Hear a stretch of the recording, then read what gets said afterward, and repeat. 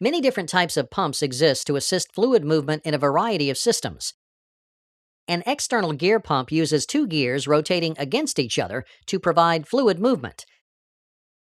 One gear is driven by a motor connected to a shaft. This is called the drive gear because it is driven by a motor, and it in turn meshes with and drives the movement of the second gear. As the gears rotate away from each other and come out of mesh, they create an expanding volume on the inlet side of the pump. This creates a vacuum at the inlet port, allowing fluid to flow into the pump. Then fluid flows into the cavities and is trapped by the gear teeth. As the gears rotate, a flow path is created around the outside of each one. Fluid trapped in the slots between teeth is carried around and discharged into the cavity with the outlet port. Meshing of the teeth in the center of the pump seals the outlet port from the inlet port. No fluid passes between the gears. The advantages of external gear pumps are their high speed and pressure, relatively quiet operation, and that their design accommodates a wide variety of materials. Disadvantages include bushings in the liquid area can become worn and that they have fixed end clearances.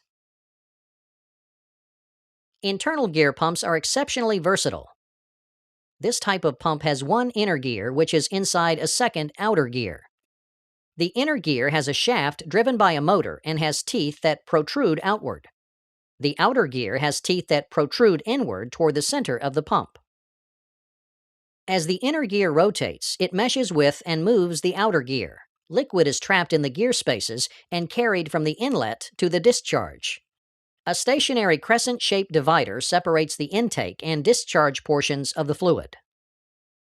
Advantages of internal gear pumps are a smooth and almost pulseless flow, and slightly more horsepower for its size. Disadvantages are its higher cost, limited size range, low to moderate pressure ratings, and few sources of manufacture. A rotary vane pump is a positive displacement pump that consists of vanes mounted to a rotor. The vanes are on an off-center drive shaft. As the shaft rotates, the variable length vanes slide in and out to maintain contact with the pump housing.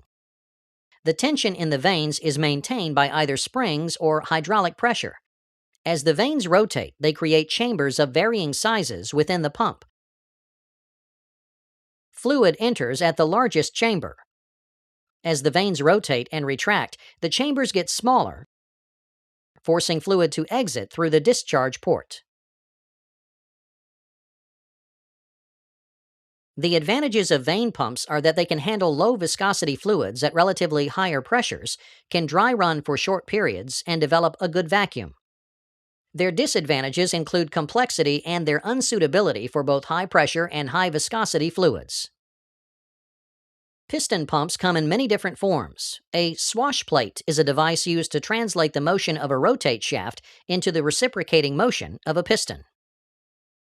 Swash plate piston pumps have a rotating shaft connected to a cylinder block containing pistons, which are pressed against a stationary swash plate that sits at an angle to the cylinder. As the shaft rotates, the pistons move against the swash plate, causing them to reciprocate within the piston block.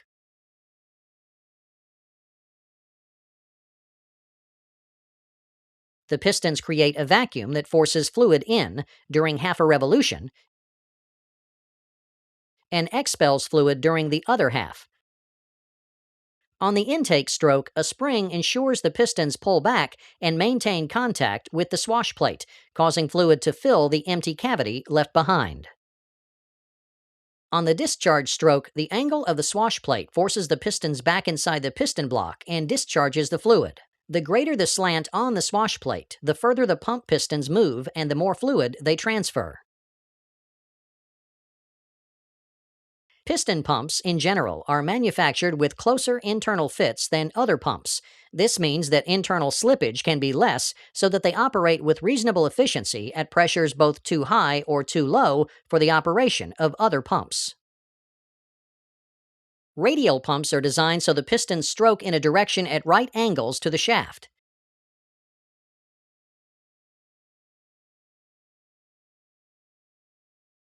The pistons are arranged like wheel spokes around a cylinder block with an eccentric central cam mounted on a drive shaft.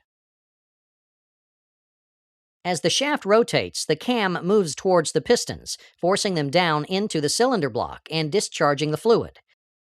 As the cam moves away, springs help retract the piston and cause the intake stroke. Check valves ensure that fluid only enters the inlet ports and only exits the outlet ports.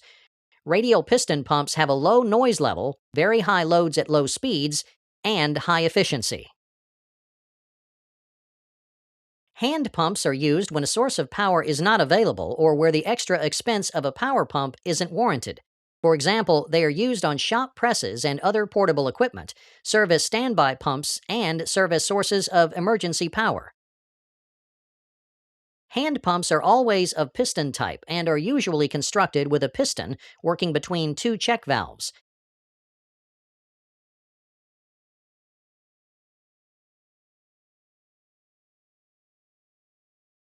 Double-acting hand pumps are more efficient, allowing fluid to both enter and discharge on both strokes of the piston. Moving the pump handle in either direction allows fluid to be drawn in from the reservoir and discharged via the outlet ports.